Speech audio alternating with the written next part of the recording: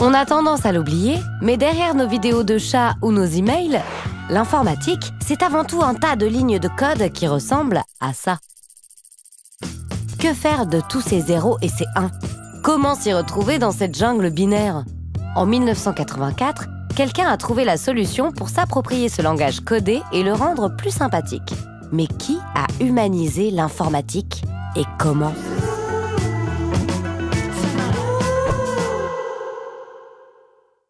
De la préhistoire des ordinateurs lors de la Seconde Guerre mondiale jusqu'aux années 80, pour le grand public, l'ordinateur est un être hostile et mystérieux. Il ne prend un visage humain que dans les films, et il s'appelle alors HAL 9000. I don't know what you're talking about, Hal. I know that you and Frank were planning to disconnect me. Ou Mother.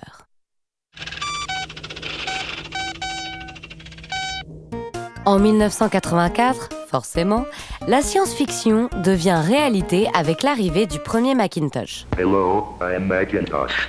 It sure is great to get out of that bag. Objectif, rendre l'informatique ludique et accessible à tous. I think one of the best experiences is seeing a person who's never used a Lisa before or a Mac before, and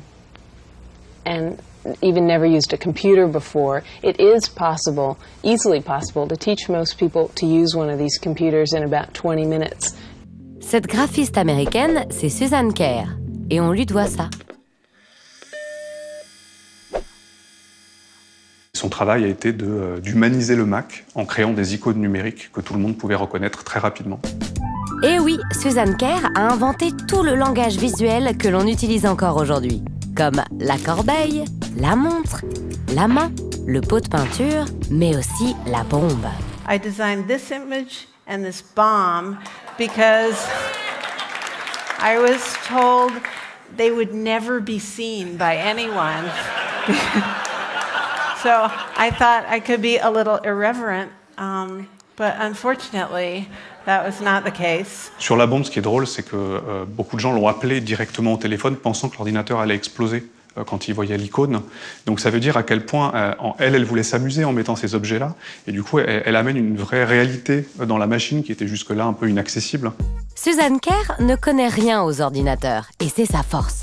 Diplômée en art de l'Université de New York en 1978, elle aime plutôt la caricature française du 19e siècle et le point de croix. Elle en a tiré du coup une vraie connaissance du pixel, parce que c'est assez facile de faire le lien entre le point de croix et le pixel quand on le regarde bien. Puisque Suzanne dessine sur des carnets à petits carreaux, et pour que ses idées prennent vie à l'écran, les ingénieurs d'Apple lui créent le logiciel Icon Editor, qui lui permettait de redessiner sur l'écran directement ses dessins de papier quadrillé. Ce qui l'intéresse, c'est transformer en pixels des commandes, des besoins pour les ordinateurs. You've just got so many scads of dots. There's nothing really that you can't present on that screen. Le génie de Susan Kare, c'est sa capacité à résumer une fonction complexe en une image, qui devient universelle. Elle reprend pour cela à son compte le principe même des hiéroglyphes, des icônes byzantines, mais s'inspire aussi des logos du graphiste américain moderniste Paul Rand.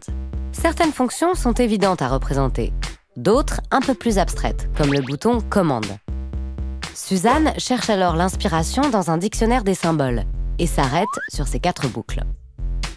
Elle apprendra plus tard que ce symbole désigne un lieu d'intérêt touristique ou historique sur les panneaux routiers de certains pays et qu'il s'agit en fait d'un château suédois vu d'en haut. Mais son travail ne s'arrête pas là. Elle crée aussi des polices d'écriture originales, presque calligraphiées. Elle propose des caractères dans différents styles, c'est-à-dire qu'on va avoir des choses qui vont paraître plus informelles, plus manuscrites, des caractères avec des proportions plus condensées aussi. Elle veut éviter l'aspect assez froid, mécanique, répétitif aussi des formes. Les premières typos de Susan Kare s'appellent Chicago, Geneva ou Monaco. L'intérêt, que les utilisateurs se les approprient dans la vie courante.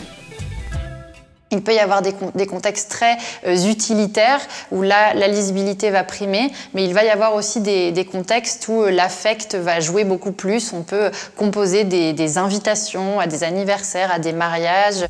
Après Apple, Susan Kare a mis son talent au service d'autres entreprises. On lui doit les cartes du jeu culte Solitaire pour Microsoft, ou encore les cadeaux virtuels de Facebook, des créations ancrées dans la vie quotidienne et prémices des emojis. Son travail a largement dépassé le simple usage bureautique. Les créations de Susan sont entrées dans la collection du MoMA, et elle est l'une des pionnières du pixel art, qui permet à tout le monde de créer des œuvres numériques. En mettant un sourire sur un écran, Susan Kare a accompli sa mission. Faire de l'ordi notre meilleur ami et un outil de création. Salut!